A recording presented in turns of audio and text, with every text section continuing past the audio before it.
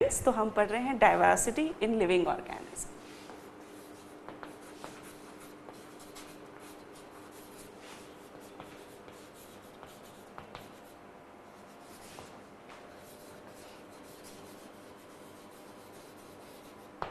Okay तो diversity in living organism में क्या पढ़ा हमने कि किस प्रकार से डाइवर्सिटी होती है, किस प्रकार से हम क्लासिफाइड करते हैं लिविंग ऑर्गेनिजम्स को। ठीक है, तो इसके पहले हमने पढ़ा मोनेरा और प्रोटिस्ट किंगडम, फंगाई पढ़ा हमने। ठीक है, now today we are going to start the division of plant kingdom. ठीक है, प्लांट एनिमल भी हमने पढ़ लिए थे, जनरल फीचर्स सारे 5 किंगडम क्लासिफिकेशन के जनरल फीचर्स जो हैं वो हम पढ़ चुके हैं। Today we are going to start plant kingdom division. ठीक है, जो सब डिविजन्स हैं प्लांट किंगडम के, so that we are going to study today. ठीक है, सो किंगडम प्लांटी,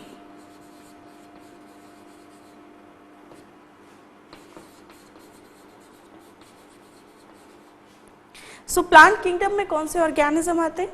वो ऑर्गेनिज्म जो कि मल्टी सेल्यूलर होते हैं, यूकैरियोट्स होते हैं,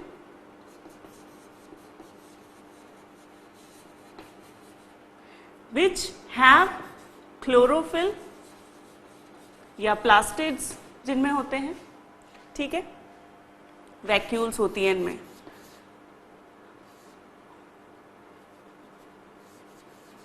और जो कि ऑटोट्रॉफ्स होते हैं, अपना फूड खुद प्रोड्यूस करते हैं, खुद सिंथेसाइज करते हैं, तो इन्हें हम कहते हैं प्लांट्स। ठीक है, ये क्यों हमें समझना जरूरी है? मान लीजिए कल से आपको कुछ नई स्पीशीज मिलती है, कुछ नया ऑर्गेनिज्म मिलता है।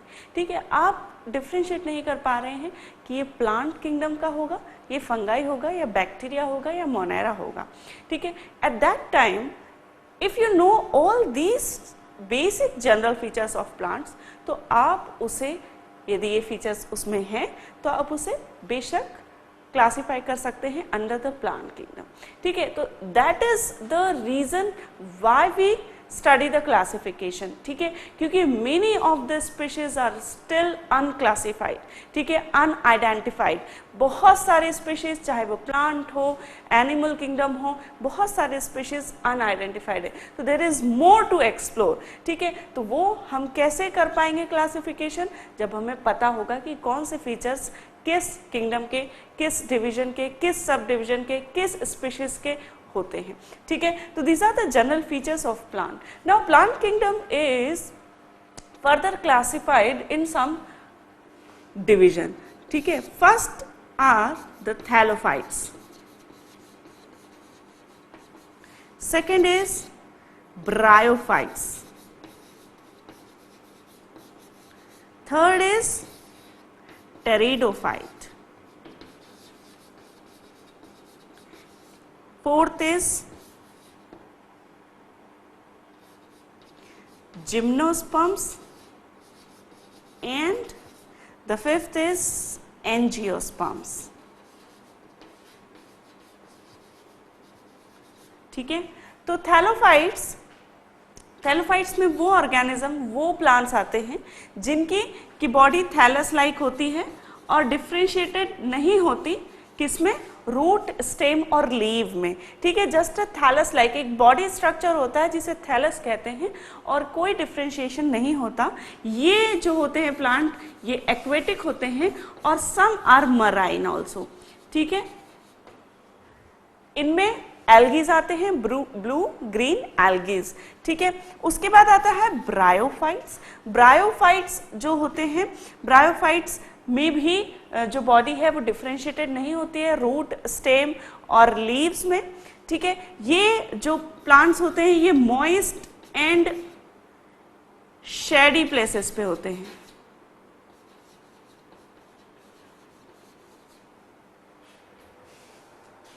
ठीक है, moist, shady and cold places पे ये होते हैं। लिवरवर्ट्स और मॉसेस इन्हें में आते हैं।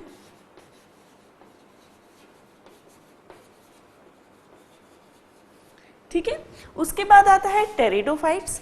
टेरिडोफाइट्स जो होते हैं ये वेस्क्यूलर क्रिप्टोगैम्स कहलाते हैं। वेस्क्यूलर क्रिप्टोगैम्स मतलब क्या?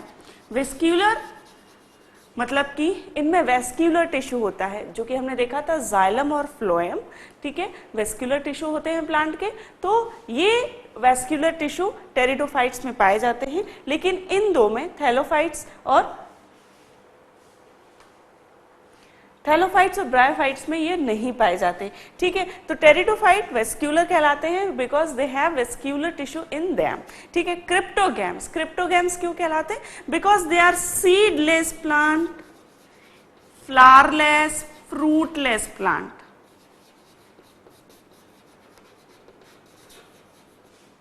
फर्न्स इनमें आती हैं टेरिडोफाइट्स में। जिम्नोस्पर्म्स जो होते हैं they are fruitless plant and seeds are naked, ठीक है। टेरिडोफाइट्स में आते हैं पाइन्स, साइकस, ठीक है, ये सभी इनमें आते हैं, ठीक है। फ्रूटलेस जो जिनमें फ्रूट्स नहीं होते जिन प्लांट्स में, और जो सीड्स हैं वो नेकेड होते हैं। इसका क्या मतलब है? ये वही यदि हम एंजियोस्पर्म्स देखेंगे, ठीक है, तो एंजियोस्पर्म्स जो होते हैं उनमें ये होते हैं fruit bearing, flower bearing plants, जिनमें फ्लावर्स और फ्रूट्स होते हैं। And seeds are in fruit, seeds are found in fruit में सीड होता है, जबकि जिम्नोस्पर्म में हमने क्या देखा कि सीड्स नेकेड होते हैं, फ्रूट्स में सीड्स नहीं पाया जाता, ठीक है। तो इस प्रकार ये 5 क्लासिफिकेशन है, सब डिविजन है। मेजर जो फीचर है मैंने आपको बताया उसका। नाउ हम 1 बाय 1 देखेंगे कि किस में क्या जनरल फीचर्स होते हैं और कौन कौन से एग्जाम्पल्स उसके हैं। तो सबसे पहले हम देखते हैं थैलोफाइट्स। ओके फ्रेंड्स, तो सबसे पहले हम देखेंगे first division and that is thallophytes. Thallophytes में जो प्लांट्स आते हैं they are very primitive plants, they are simplest plant, ठीक है। देखिए जैसे हम जो डिवीजन समझते हैं क्लासिफिकेशन में, या जो भी हमने किंगडम्स क्लासिफिकेशन देखे, हमने कैसा देखा? प्रिमिटिव से जो है लेटेस्ट कौन से मॉडर्न एडवांस्ड ऑर्गेनिजम्स कौन से हैं, ठीक है। जैसा कि हमने देखा Monera, they are the most primitive because they are having prokaryotic cell, ठीक है। तो इस प्रकार हम क्या देखते हैं? लाइन ऑफ इवोल्यूशन से हम लोग क्लासिफिकेशन देखते हैं, क्योंकि जो हम क्लासिफिकेशन देखते हैं 5 किंगडम क्लासिफिकेशन, जो one of the feature of this classification is phylogenetic relationship, that is evolution किसका पहले हुआ है, किसका बाद में हुआ है, यह भी ध्यान रखा गया है while doing क्लासिफिकेशन। तो जब हम प्लांट किंगडम का क्लासिफिकेशन देखते हैं, थैलोफाइट्स हम सबसे पहले देखते हैं because they have evolve first, सबसे पहले वो इवॉल्व हुए। Thallophytes they are the most primitive, simplest plants, simplest and most primitive plants.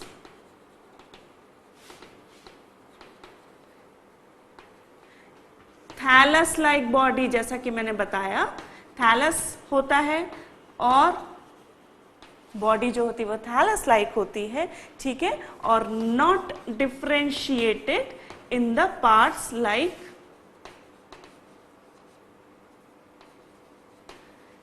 Root, stem और लीव्स। सिर्फ एक थैलस लाइक बॉडी होती है, कोई डिवीजन नहीं होता, कोई डिफरेंशिएशन नहीं होता पार्ट का, ठीक है। पूरी की पूरी बॉडी एक जैसी दिखाई देती है, ठीक है, not differentiated in root, stem और लीव्स, ठीक है। ये जो होते हैं इनके थैलोफाइट्स में फंगाई और एल्गी दोनों ही आते हैं, लेकिन फंगाई को एक सेपरेट किंगडम में जो है कंसीडर किया जाता है, और थैलोफाइट्स में हम सिर्फ पढ़ते हैं एल्गीज, ठीक है। तो एल्गीज आती हैं थैलोफाइट्स में। एल्गीज के क्या फीचर्स होते हैं, ठीक है। एल्गीज जो होती हैं they contain chlorophyll, thallus like body होती है इनकी,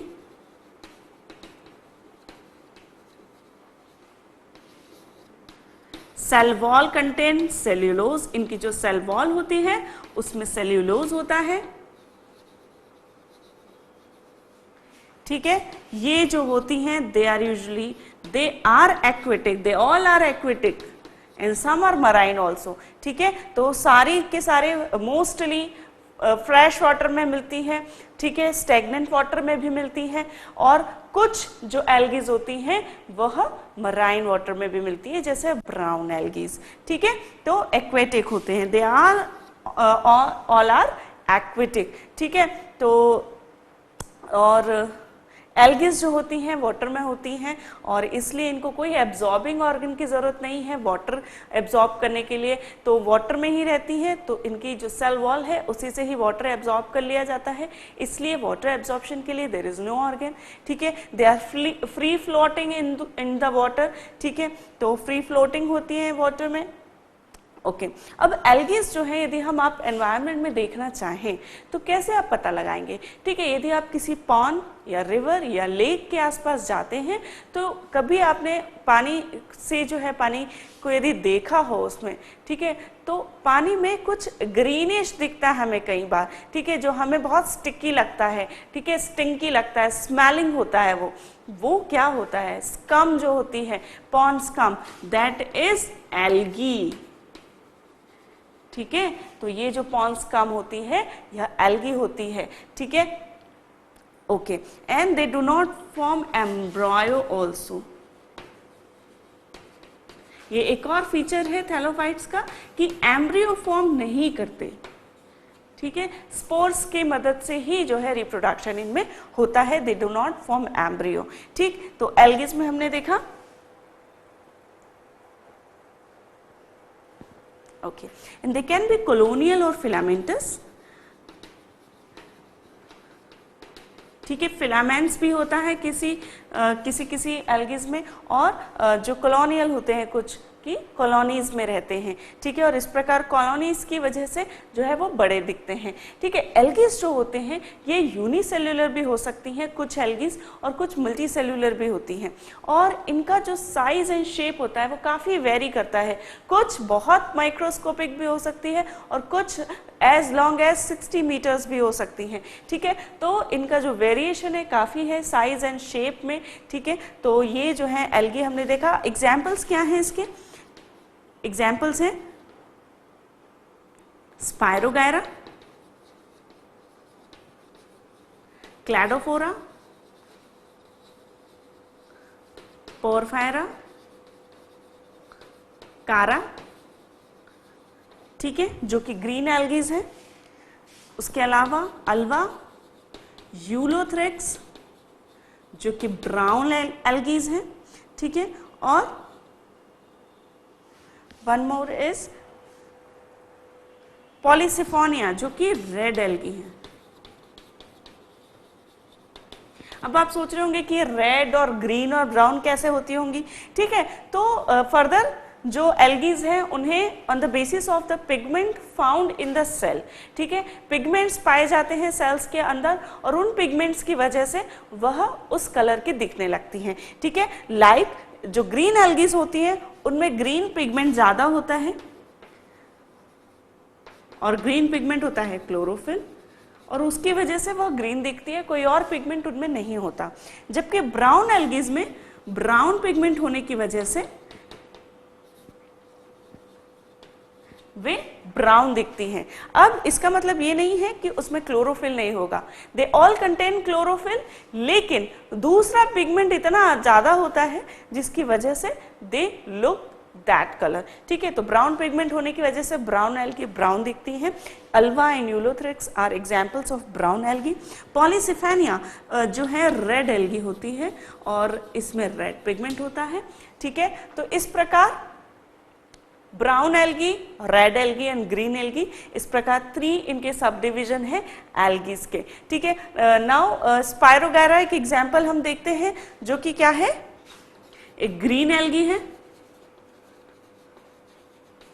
ठीक है, इसका स्ट्रक्चर एक हम बना के देखते हैं कैसे दिखाई देगी।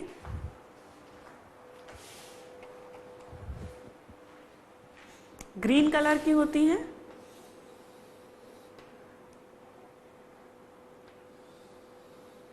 म्यूसिलेज इनमें पाया जाता है, म्यूसिलेजिनस कैप्सूल होता है एक, म्यूसिलेज का म्यूसिन का जो है कैप्सूल होता है, स्लाइमी कैप्सूल। उसके बाद होती है सेल वॉल, सेल मेम्ब्रेन,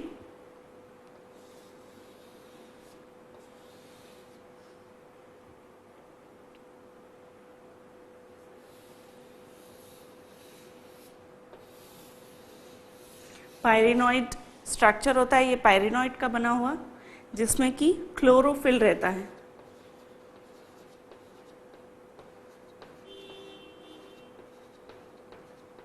ये सिर्फ एक सेल का स्ट्रक्चर देख रहे हैं हम, ठीक है। उसके अलावा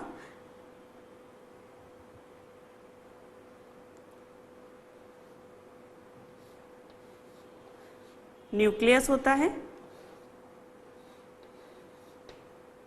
ठीक है।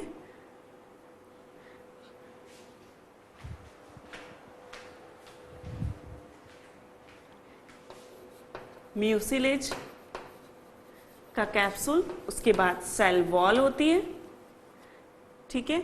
पायरिनॉइड होता है, पायरिनॉइड्स के बैंड्स जिसमें क्लोरोफिल होता है, बीच में सेंट्रल न्यूक्लियस होता है, ठीक है।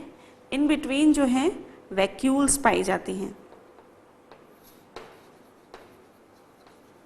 ठीक है। तो इस प्रकार स्पायरोगैरा का स्ट्रक्चर होता है, एक सेल का स्ट्रक्चर हम देख रहे हैं।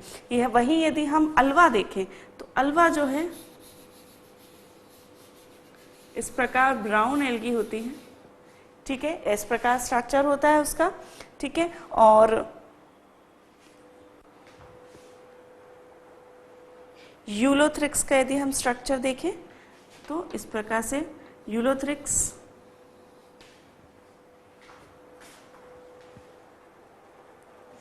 one correction is there that Eulothrix is not a brown algae, it's a green algae, ठीक है। And Fucus, alva, Fucus and alva and laminaria, they are brown algae, ठीक है। While that Eulothrix is green algae, ठीक है, green algae होती है। किस प्रकार का स्ट्रक्चर होता है,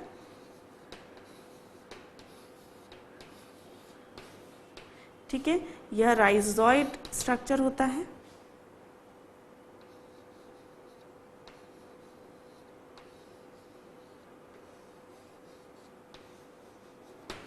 ठीक है। तो ये क्या है, ये है हमारी अल्वा जो कि है ब्राउन एल्गी, ठीक है। राइजोइड, ठीक है। ये क्या है, यूलोथ्रिक्स, ठीक है। तो इस प्रकार डिफरेंट स्ट्रक्चर हो सकता है एल्गीज का, ठीक। तो एल्गीज हमने पढ़ा क्या होता है, एल्गीज थैलोफाइट्स होते हैं, थैलोफाइट्स सिंपलेस्ट प्रिमिटिव ऑर्गेनिज्म होते हैं प्लांट्स में, ठीक है। पॉन्ड्स कम, स्पायरोगैरा जो हमने देखी है इसे पॉन्ड सिल्क भी कहते हैं, ठीक है। जो पॉन्ड में आपको ग्रीनिश कलर का दिखता है slimy structure, that is usually spirogyra, ठीक है। It is also called as pond silk, ठीक। और ये इसके फीचर्स हैं, क्लोरोफिल कंटेनिंग होता है, thallus like body, cell wall contain, cellulose, aquatic होते हैं, कॉलोनियल और फिलामेंटस हो सकते हैं, ठीक है। ग्रीन ब्लू और ग्रीन ब्राउन और रेड पिगमेंट होने की वजह से ये डिफरेंट कलर के दिखते हैं और इसी पे बेसिस पर उन्हें ग्रीन, ब्राउन और रेड एल्गीज में डिवाइड किया गया है, ठीक। स्पायरोगैरा हमने देखा किस प्रकार का स्ट्रक्चर होता है। अब हम देखेंगे bryophyta, the next sub division. Okay friends, तो एल्गी हमने देखा थैलोफाइटा में, लेकिन हमने उसका इम्पोर्टेंस नहीं देखा, ठीक है। तो बिफोर मूविंग टूवर्ड्स ब्रायोफाइट्स इसका हम एल्गी का इम्पोर्टेंस देखेंगे। तो importance of algae, it is very important.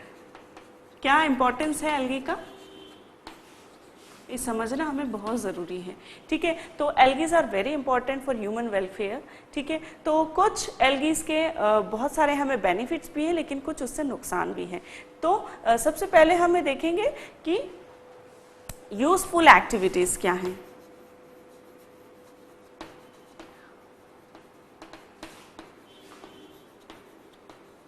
तो एल्गीज को हम कैसे कैसे यूज करते हैं? सबसे पहला जो एल्गी का यूज है वह है एल्गी एज अ फूड।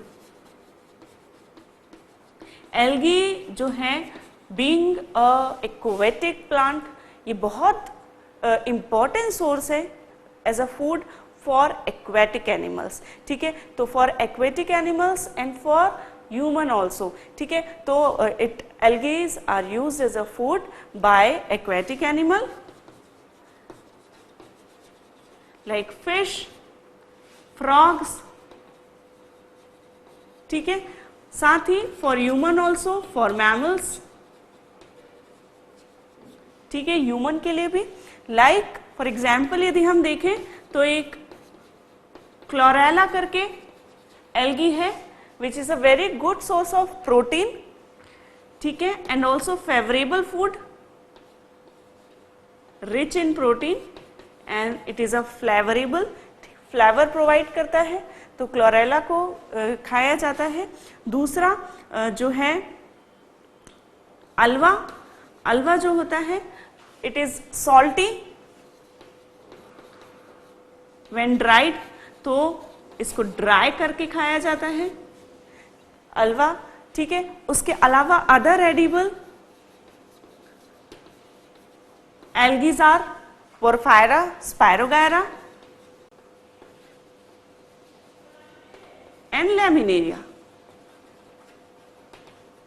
ठीक है, तो ये कुछ एडिबल एल्गीज हैं जिन्हें खाया जाता है एज ए फूड। ठीक है, दूसरा एल्गीज हम देखेंगे algae as a fodder. Fodder क्या होता है? फोडर जो होता है एनिमल का फूड होता है। ठीक है, एनिमल्स कैसे? कैटल्स, जो कैटल्स होते हैं या डिफरेंट पोल्ट्री इंडस्ट्री होती है, उनका जो फूड होता है वो फोडर कहलाता है। तो यह जो फोडर है यह भी एल्गीज के द्वारा बनाया जाता है कई जगहों पर। तो it is used as a food for cattles, for poultry, ठीक है, फॉर पिसिकल्चर। ठीक है, तो दैट मीन्स डिफरेंट एनिमल्स, जिन्हें डोमेस्टिक एनिमल्स हैं उनके लिए एल्गीज को एज ए फूड यूज किया जाता है। ठीक है, थर्ड इंपॉर्टेंस है एल्गी इन इंडस्ट्रीज। एल्गी का बहुत इंपॉर्टेंट है इंडस्ट्री में। अब इंडस्ट्री में किस प्रकार से इसका उपयोग किया जाता है? तो एल्गीज से डिफरेंट प्रोडक्ट्स प्राप्त किए जाते हैं जो कि डिफरेंट इंडस्ट्रीज में लगते हैं। वह प्रोडक्ट है म्यूसिलेज। ठीक है, दूसरा कैरागेनिन। कैरागेनिन जो होता है, कैरागेनिन का उपयोग किया जाता है डिफरेंट इंडस्ट्रीज में। ठीक है, तो कैरागेनिन चॉकलेट्स में यूज किया जाता है। उसके अलावा अगर भी एक बहुत इंपॉर्टेंट सब्सटेंस है जो कि एल्गी से पाया जाता है, प्राप्त किया जाता है। अगर जो होता है हॉट वाटर में सॉल्युबल होता है, जबकि जब ये कोल्ड हो जाता है तो यह सॉलिडिफाइड हो जाता है। तो अगर को एज ए कल्चर मीडियम उपयोग किया जाता है। ठीक है, किसके कल्चर में? तो डिफरेंट जो कल्चर किया जाता है लाइक बैक्टीरिया का कल्चर या फंगाई का कल्चर, तो उसके लिए आगर मीडियम को उपयोग किया जाता है। ठीक है, तो आगर को डिफरेंट जो है पैथोलॉजी जो होती हैं, जिस पैथोलॉजिकल लैब्स जो होती हैं जिनमें कल्चर किया जाता है बैक्टीरियाज को, ये डिफरेंट बायोकेमिस्ट्री की जो लैब्स होती हैं जिनमें कल्चर किया जाता है, उसमें जो है माइक्रोबायोलॉजी की जो लैब्स होती हैं उनमें अगर का बहुत उपयोग होता है। ठीक है, तो agar is used as a culture medium.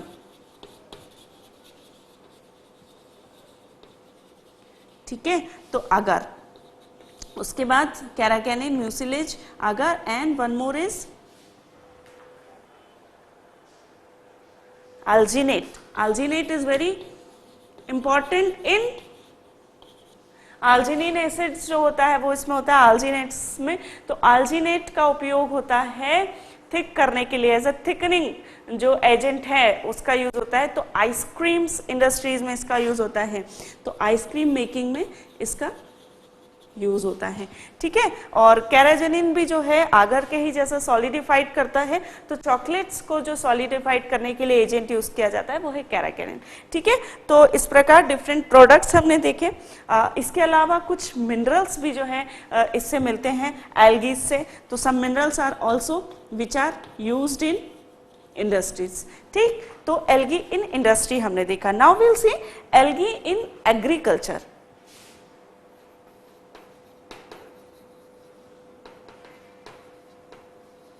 तो एग्रीकल्चर में भी एल्गीज का बहुत इंपॉर्टेंस है।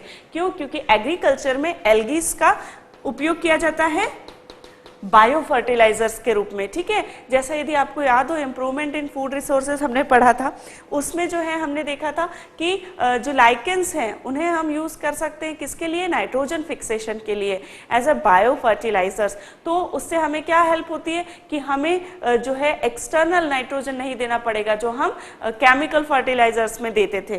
तो एल्गीज जो है लाइकेन बनाती हैं फंगाई के साथ मिलकर, और यह जो सिम्बायोटिक रिलेशनशिप होता है प्लांट्स के लिए बहुत अच्छा होता है। तो क्यों अच्छा होता है? क्योंकि प्लांट को नाइट्रोजन चाहिए, और यह क्या करते हैं, जो एटमॉस्फेरिक नाइट्रोजन रहती है उसे एब्जॉर्बेबल फॉर्म में अवेलेबल करा देते हैं। किसके लिए? प्लांट्स के लिए। तो नाइट्रोजन फिक्सेशन कराते हैं जो कि एग्रीकल्चर के लिए बहुत इंपॉर्टेंट है, ठीक है। दूसरा एज अ मैन्योर इन्हें यूज कर सकते हैं, ठीक है, मैन्योर्स एंड फर्टिलाइजर्स। तीसरा सॉइल रिक्लेमेशन के लिए यूज कर सकते हैं। सॉइल रिक्लेमेशन मतलब जो सॉइल का ट्रीटमेंट होता है, ठीक है। लाइक क्रॉपिंग के बाद सॉइल हमें पता है न्यूट्रिशन में लैक हो जाती है, उस लैक को कंप्लीट करना जरूरी है, रिकवर करना जरूरी है।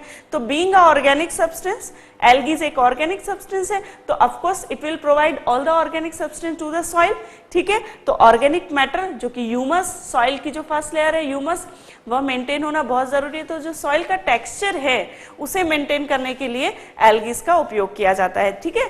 तो सॉइल रिक्लेमेशन में इसे उपयोग किया जाता है, ठीक। ये हो गया algae in agriculture. The fifth importance is algae in sewage disposal.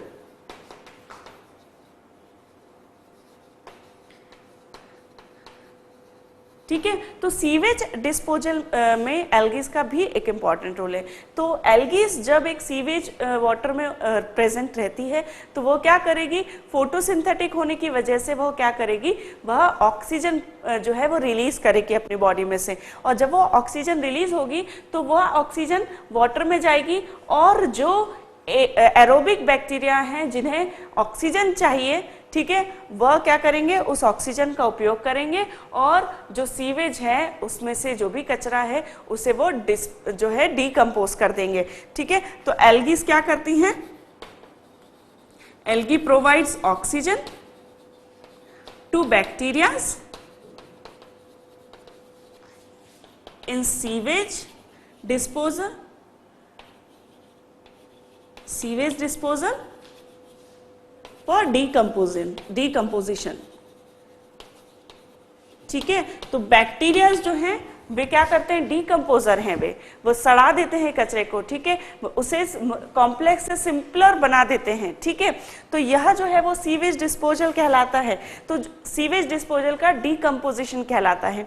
तो यह डीकम्पोजिशन बैक्टीरिया कब कर पाएगा, जब ऑक्सीजन अवेलेबल होगी तब। तो यह ऑक्सीजन कौन अवेलेबल करा रहा है, एल्गीज, ठीक। तो algae provide oxygen to bacteria for sewage disposal, decomposition, ठीक। तो ये हमने देखा importance of algae. Now we will see कि एक तो हमने देखा useful activity of algae, now we will see the harmful activities of algae.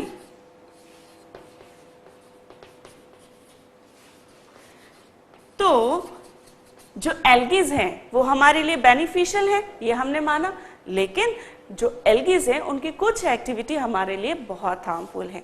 For example यदि फर्स्ट हम देखें तो एल्गीज जो हैं वह क्या करती हैं, बहुत सारे जो बिल्डिंग्स होती हैं, हेरिटेज बिल्डिंग, ओल्ड बिल्डिंग, वहाँ पे जो मॉइस्ट प्लेसेस रहेंगे वहाँ पे ये एल्गीज आ जाती हैं, and it causes damage to historical buildings,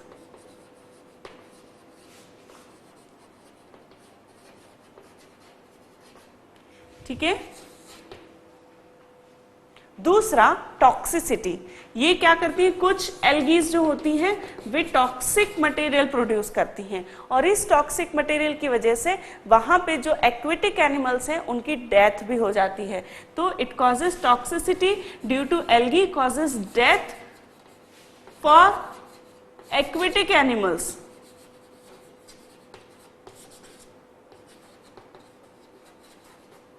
ठीक है। थर्ड वन जो एस्थेटिक वैल्यू है वाटर की वह यह कम करती है। कैसे?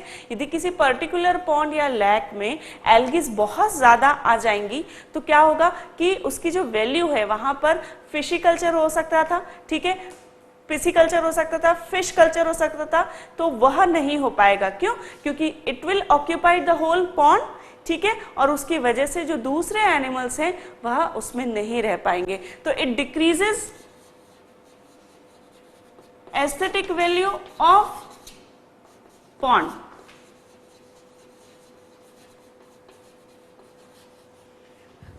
And discourages survival of other aquatic animal.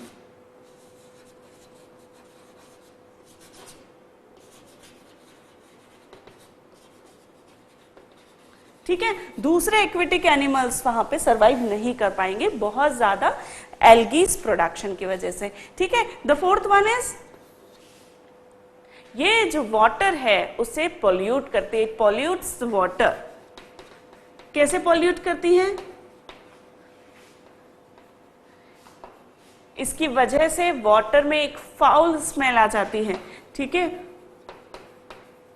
It produces the foul smell in the water. ठीक है, और इसलिए कोई भी वाटर में, यदि पॉन्ड में, लेक में यदि एल्गीज रहेंगी और बहुत ज़्यादा होंगी, उसकी वजह से फाउल स्मेल प्रोड्यूस होगी और वह जो पानी है वह पीने लायक नहीं रह जाएगा। तो पॉल्यूशन जो है वाटर का एल्गीज कॉज करती हैं। ठीक है, ठीक, तो इस प्रकार ये चेंज कर देती हैं वाटर का जो स्मेल है और उसका जो क्वालिटी है। तो इस प्रकार एल्गीज हमारे लिए हार्मफुल भी हो जाती है कई बार, लेकिन कुछ बेनिफिशियल भी उसके इफेक्ट होते हैं। ठीक, तो इस प्रकार हमने पढ़ा थैलोफाइट, जिसमें हमने देखा एल्गीज, एल्गीज के फीचर्स, और फिर हमने देखा importance of algae. Now we will see the bryophytes. Okay friends, now we will see the bryophyta. ठीक है, so bryophytas are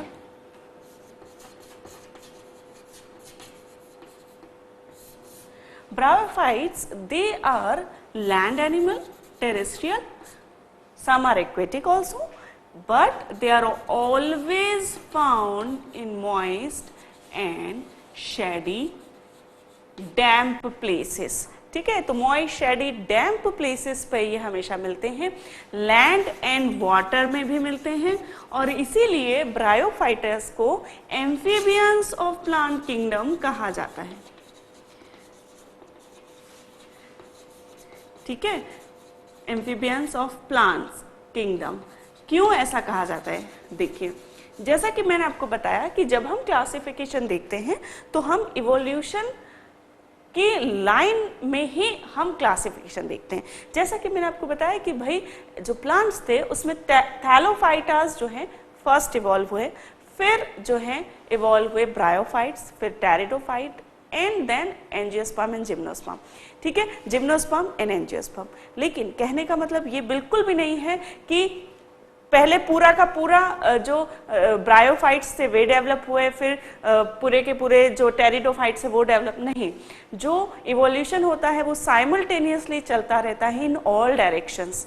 ठीक है, तो लेकिन जो सबसे प्रिमिटिव प्लांट्स हैं वे थैलोफाइट्स हैं, फिर ब्रायोफाइट्स आए और फिर टेरिडोफाइट्स आए एंड फिर जिम्नोस्पर्म्स आए एंड फिर एंजियोस्पर्म्स आए।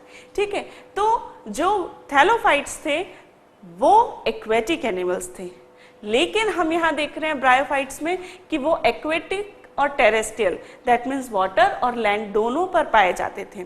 उसी प्रकार जब हम एनिमल क्लासिफिकेशन देखते हैं तो हम देखते हैं कि पहले जो हम लोअर क्लासिफिकेशन जब हम देखेंगे तो वो होंगे एक्वेटिक एनिमल्स। ठीक है, तो एनिमल इवोल्यूशन भी पहले वाटर में हुआ, ठीक है, और उसके बाद टेरेस्ट्रियल एनिमल्स आए। तो जो एम्फीबियंस होते हैं, ठीक है, एम्फीबियंस जो हम देखते हैं, एम्फीबियंस जो है ऐसे ऑर्गेनिजम्स हैं जो कि लैंड पे भी रह सकते हैं और वाटर में भी रह सकते हैं। और एम्फीबियंस जो है, इसीलिए ब्रायोफाइट्स को एम्फीबियंस ऑफ प्लांट किंगडम कहते हैं। एम्फीबियंस में फ्रॉग्स आते हैं। फ्रॉग हमें पता है पानी में भी रह सकता है, बाहर भी रह सकता है। उसकी बॉडी ऐसी एडेप्टेड रहती है कि वो वाटर में भी रेस्पायर कर सकता है और वह लैंड पे भी रेस्पायर कर सकता है। ठीक, तो इसीलिए bryophytes are called as amphibians of plant kingdom. ठीक, तो क्या जनरल फीचर्स इसके क्या हैं? बॉडी इज नॉट डिफ्रेंशिएटेड, या इसे कहें body is not well differentiated, क्योंकि कुछ जो आप देखेंगे उनमें आपको दिखेगा कि लीफ है, स्टेम लाइक स्ट्रक्चर है, रूट लाइक स्ट्रक्चर है, लेकिन फिर भी वेल डिफ्रेंशिएटेड, जैसे कि टेरिडोफाइट्स में या जिम्नोस्पर्म्स या एंजियोस्पर्म्स में होती है, वैसे ब्रायोफाइट्स में डिफ्रेंशिएटेड नहीं होती। तो body is not differentiated into root, stem and leaves. ठीक है, the fixing and absorbing organ is called as rhizoid। ठीक है, एक बेसिक स्ट्रक्चर होता है। ठीक है, बेस में एक स्ट्रक्चर होता है जो कि एब्जॉर्ब करता है वाटर को और जो कि सबस्ट्रेटम से, सरफेस से अटैच रखता है, उस ऑर्गन को कहते हैं रॉइजॉइड। ठीक है, तो इसे फिक्सिंग और एब्जॉर्बिंग ऑर्गन कहा गया है यहां पर।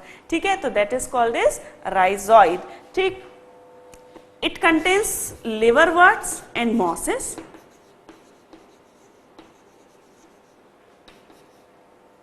जैसे कि रिक्सिया एंड मार्केंशिया,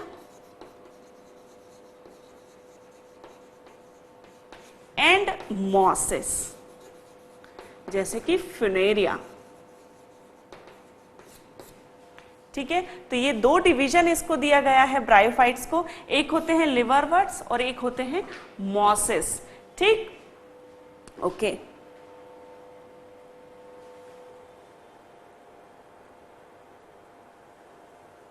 ठीक है, और एक और है इसका फीचर कि जाइलम और फ्लोएम एब्सेंट होता है। यहाँ पे भी जाइलम और फ्लोएम एब्सेंट है थैलेडोफाइट की तरह, लेकिन एक स्ट्रक्चर जो कि राइजॉइड कहलाता है वह ब्रायोफाइट्स में होता है, जो कि एब्जॉर्बिंग ऑर्गन है। We can call it is very primitive kind of roots. ठीक है, तो यह जो है इनका फीचर्स है। ठीक है, अब एग्जाम्पल्स जो है मैंने आपको बताया already, Riccia, Marchantia, Funaria, they all are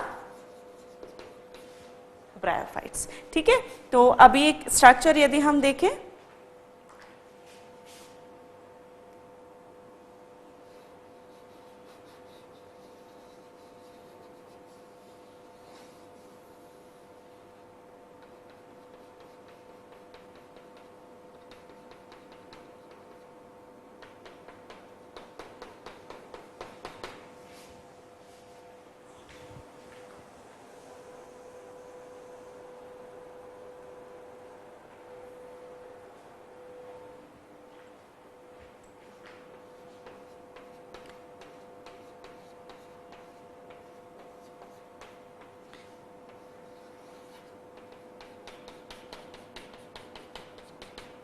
ठीक है, तो ये जो है हम रिक्सिया का स्ट्रक्चर बना रहे हैं जो कि एक लिवर वर्ट है।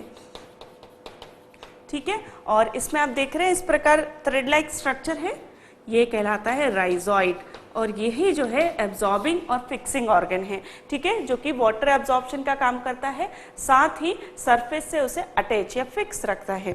ठीक है, वहीं यदि फ्यूनेरिया का एक एग्जाम्पल देखें हम स्ट्रक्चर,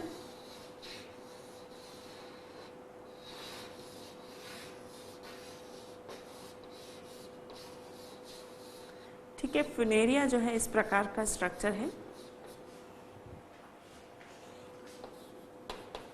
ये राइजॉइड है, एक स्टेम लाइक स्ट्रक्चर होता है और एक लीव लाइक स्ट्रक्चर। ठीक है।